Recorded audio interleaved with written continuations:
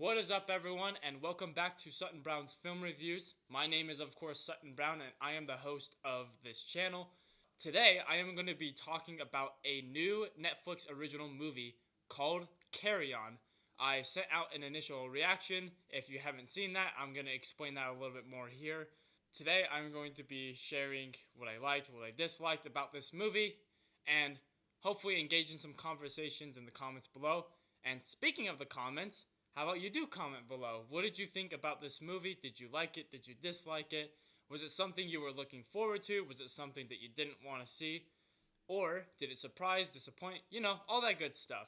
Carry On is an action thriller starring Taron Egerton and Jason Bateman, and it is about a TSA agent who's wrapped in a conspiracy at the airport. Obviously, because he's a TSA agent. But the thing that really elevated this movie for me was that it was directed by Jaume Collet-Serra. He is actually a fan favorite of mine. So he made movies like Unknown, Nonstop, and one of my favorite small-scale thrillers called The Shallows. So I get he's not everybody's favorite director, but he's one that I always enjoy his movies, whether they're wide, broad appeal or not. He always makes pretty good action movies, and so people have said they like this movie, and so when I found out about it, I was genuinely curious to see how he fared against his other movies. Before I dive into this, comment down below what you thought of this movie, and hopefully I'll be able to engage in some good conversations down below. That's what I want from this channel. That's what I hope you want from this channel. And so with that said, let's dive right into it. The things that I liked about this movie is that it's a really good, well-executed thriller. Much like Jaume Collet-Serra's other films, I think he does a great job at finding a concept and delivering what you expect from it. It's got great thrills. It's even got some pretty good action sequences. And I think what really made this movie good throughout the entire thing is that it always builds up and up and up just a little bit more, and it helps me stay engaged. Like, it's not just the same thing over and over and over again, but it's slowly and slowly and slowly building the scale, the tension, the stakes, and it's helping me stay engaged with what's going on screen. There's several great moments, and there's a couple of reasons why these moments stood out to me the most. I think that one of the biggest reasons why these sequences were really, really effective was the two main leads, which was Taron Egerton and Jason Bateman. You have Taron Egerton as the TSA agent who basically doesn't want to be there, but he's trying to prove that to others that he wants to be there.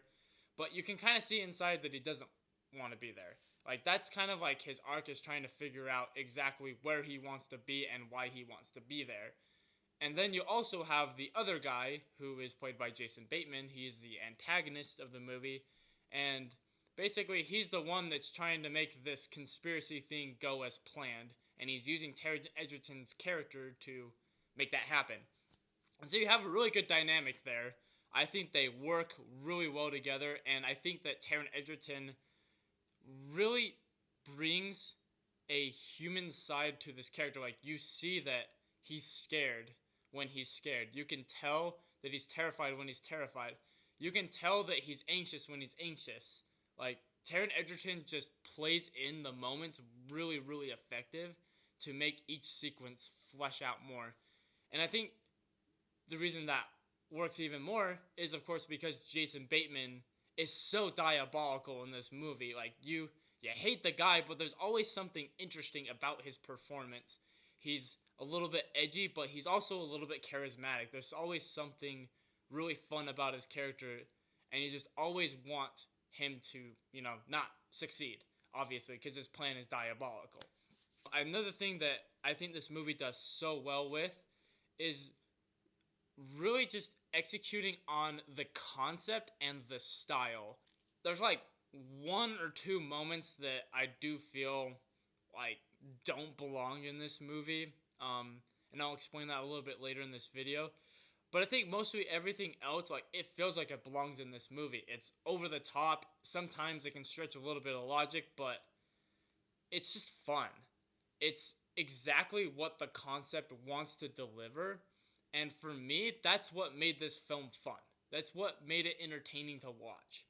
And it's one of my many things that I always go into in a movie is, what was this film's goal and objective for the directed audience?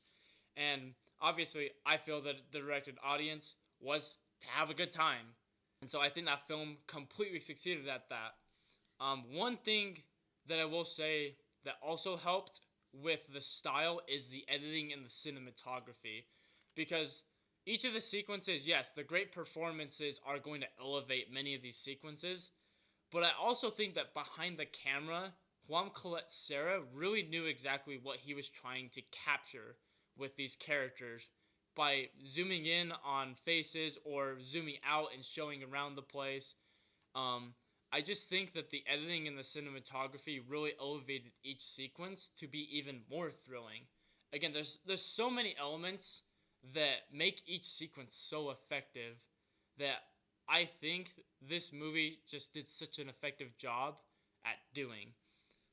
One last thing that I want to talk about that I think this movie did really, really well with, and not everyone's going to agree with me with this, is actually not like throwing the Christmas skin on your face. Like it takes place the day before Christmas, but it's not trying to shove it in your face that it's Christmas time. Like, it's subtly sharing that this story takes place on Christmas Eve, and then some of the elements take place because it's Christmas Eve.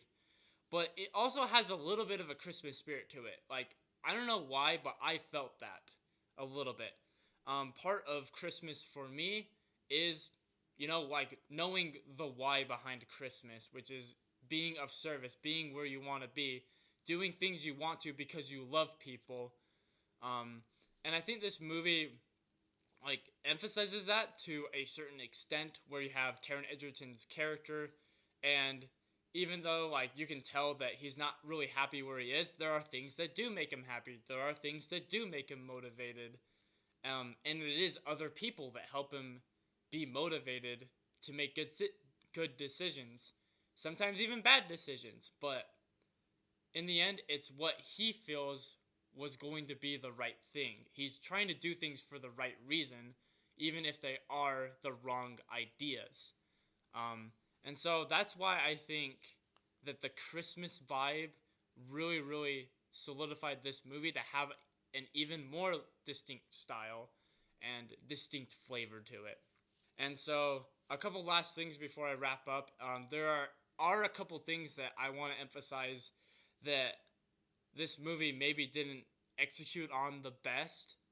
And the first thing is obvious. This film is not meant to be as realistic as possible. There are definitely several sequences where you could find plot holes, or you could definitely see, like, characters shouldn't survive certain things, but they do.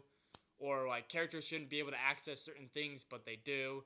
Characters shouldn't be able to get away with certain things, but they do.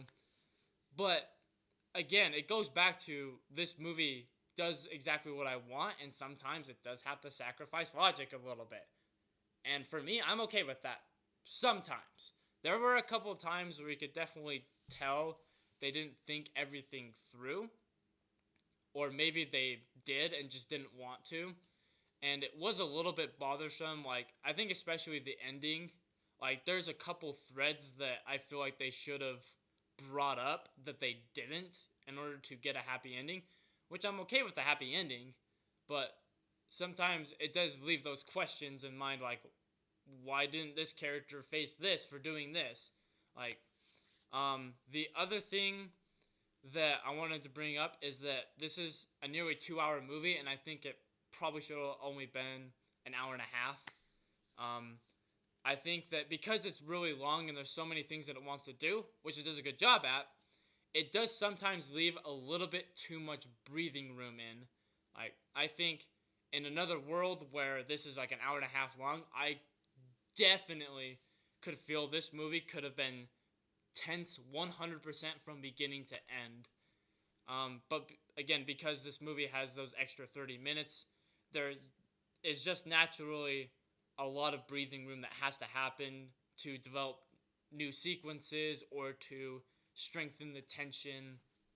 And I just think that sometimes it left a little too much, where they had to try to rebuild the tension to get me rehooked sometimes. But again, these are not like the biggest concerns. They might be to some people, but for me, it wasn't the biggest concerns. That is my review on Carry On. I would honestly say this is a solid thriller. It's got great characters, great performances, some great thematic elements about doing things for the right reason and having that cause within your heart. Again, like something we need for Christmas is doing good things because of your good heart, if that makes sense. Hopefully it does. It makes sense to me. I hope you really enjoyed this review. If you did, leave a comment below, again, on what you thought about Carry On. Did you like it? Did you not? I would love to hear it. I'd love to have a discussion with you. And also, if you have any recommendations for movies moving forward, please also comment below, and I will get to those as soon as I can. And I hope that you all take care and enjoy the rest of your day. Bye.